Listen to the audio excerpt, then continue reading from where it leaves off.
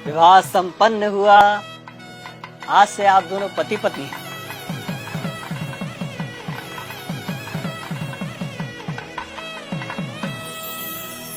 भाई साहब, पंडित जी को भी दक्षिणा देके निपटाओ बस।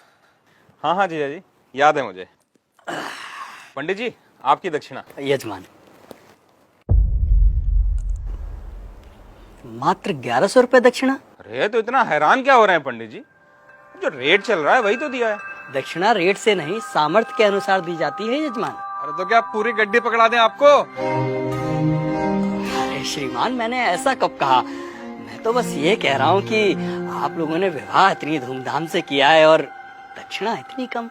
देखिए पंडित जी, कम हो या ज्यादा, हमें जो देना था हमने दे दिया। अब बाकी बात आप लड़की वालों से करिए भाई। कैसी बातें कर रहे हो भाई साहब?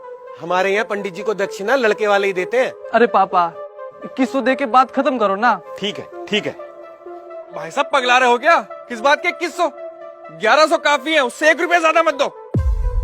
अरे जीजा जी, आप पंडित जी को देख नहीं रहे हो क्या? कैसे शुभ काम को अशुभ बनाने में लगे हुए हैं। अब दक्षिणा को भी इन्होंने भिक्षा बना के रख दिया है। बस यजमान बस, ये आपकी दक्षिणा लीजिए, रखिए इसे। लेकिन एक बात मैं आपको बता दूं, बिना दक्षिणा के कोई भी यज्ञ संपन्न नहीं हो सकता, क्योंकि दक्षिणा यज्ञ की पत्नी होती है और सामर्थ्य होने के बावजूद दक्षिणा ना देने वाले व्यक्ति को गौ हत्या के समान पाप लगता है। अरे यार, इन पंडितों का यही है, जरा सा कुछ कह दो फौरन पाप पुण्य शुरू हो जाता है इनका, और इनकी जेब भरते रहो तो सब ठीक है। सही कह रहे हो जीजा जी। अरे मजे तो इन्हीं के हैं, गद्दे पे बैठ के 2-4 मंत्र पढ़ेंगे, विवाह संपन्न हुआ कह के मांग लो मोटी दक्षिणा। बस, बहुत बोल चुके आप लोग, अब मेरी सुनिए।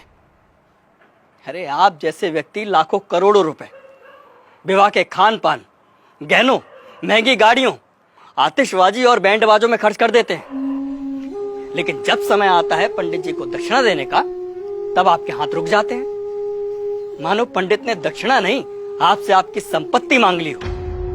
एक बात बताइए, यदि किसी विवाह में पंडित ना हो, फेरे और बाकी कर्मकांड ना कराए जाए, तो इन 56 भोगों, नाच गाने और शराब पी के हुड़दंग मचाने से विवाह संपन्न हो जाएगा? नहीं होगा, क्योंकि विवाह में इन सब का कोई महत्व नहीं होता। लेकिन फिर भी हमारे समाज में वैदिक रस्मों की बजाय इन व्यर्थ के आडंबरों को बढ़ावा दिया जा रहा है। विवाह में फला बैंड आएगा, मेगा फार्म हाउस होगा, विवाह में आने वाले बारातियों को क्या और कितना शगुन देना है, इसकी तैयारी महीनों पहले शुरू हो जाती है। और मंडप में अगर पंडित सुपारी मांग ले तो आप कहते हैं कि अरे पंडित जी भूल गए। क्या यही तरीका होता है विवाह का? और आप क्या कह रहे थे प्रकाश जी कि पंडित का काम ही क्या होता है? आराम से बैठ के 4 मंत्र पढ़ देना और दक्षिणा के लिए हाथ फैला देना।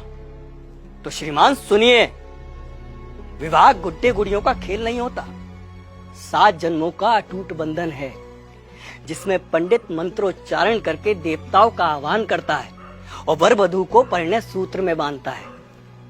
इसलिए पंडित और उनके द्वारा किए गए कार्यों की कुछ तो मर्यादा रखिए। उन्हें दक्षिणा भीख समझकर नहीं, आपको जीवन की सबसे बड़ी खुशी देने के लिए दीजिए। पापा, कब होगी विदाई? वो बाहर BMW वाला नखरे दिखा रहा है, कह रहा 2 घंटे लेट हो गए, 50,000 रुपए मांग रहा है।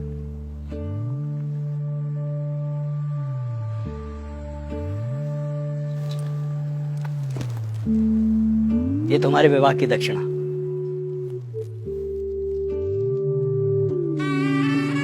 खुश रहो।